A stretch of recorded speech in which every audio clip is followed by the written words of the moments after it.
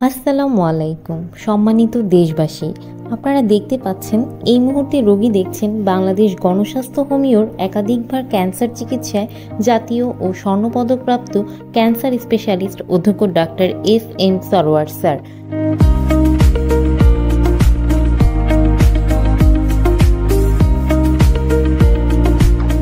তিনি শনি, রবি ও সোমবার রোগী দেখেন 14 পুরানা পল্টন, ঢাকা 1000 এবং মঙ্গল, বুধ ও বৃহস্পতিবার হবিগঞ্জ সদর শ্মশানঘাট। যে কোনো তথ্যের জন্য, পরামর্শের জন্য অথবা সিরিয়ালের জন্য যোগাযোগ করুন 017-085-42064 অথবা 017-985-24852 এই নম্বরে।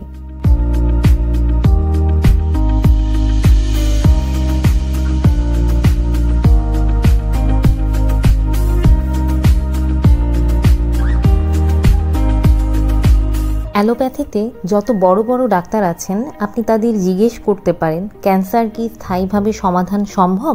তারা বলবেন না, আমরা সাময়িক চিকিৎসা দিয়ে থাকি, তবে ক্যান্সার হলে মৃত্যু হবে, এটাই স্বাভাবিক।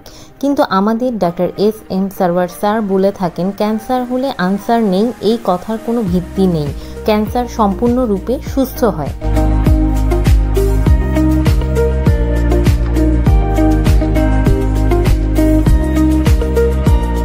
গত 30 বছর যাবৎ ক্যান্সার, কিডনি, থ্যালাসেমিয়া সহ সকল অপারেশনের রোগীগুলি অপারেশন ছাড়া জার্মানি মেডিসিনের দ্বারা স্থায়ীভাবে চিকিৎসা করে আসছেন ক্যান্সার স্পেশালিস্ট অধ্যক্ষ doctor SM. Sarwar sir.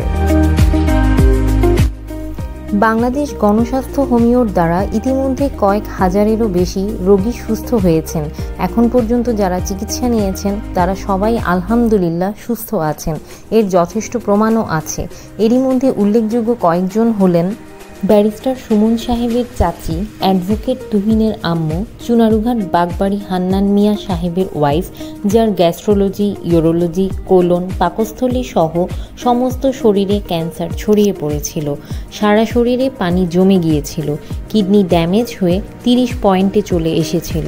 Bangladesh, India, সিঙ্গাপুরে চিকিৎসা করিয়ে সুস্থ হননি। ডাক্তাররা বলেছে আর কোনো চিকিৎসাই নেই, উনি হয়তো আর 3-4 দিন বাঁচবেন, আপনারা বাসায় নিয়ে যান। তারপর তারা ডাক্তার এস.এম. সরওয়ার স্যারের শরণাপন্ন হন। আমাদের স্যার চিকিৎসা করেন, এখন পর্যন্ত তিনি প্রায় 2 যুগ ধরে সুস্থ আছেন। ব্যারিস্টার সুমন সাহেবের ঠিক পাশের বাড়ি সিদ্দিক মিয়া সাহেবের ওয়াইফ, যার ব্রেস্ট ক্যান্সার ছিল, তিনিও আজ পর্যন্ত সুস্থ আছেন। ব্যারিস্টার সুমন সাহেবের বাড়ির পাশের 3টি ক্যান্সার রোগী, এখনও 3 জনই সুস্থ।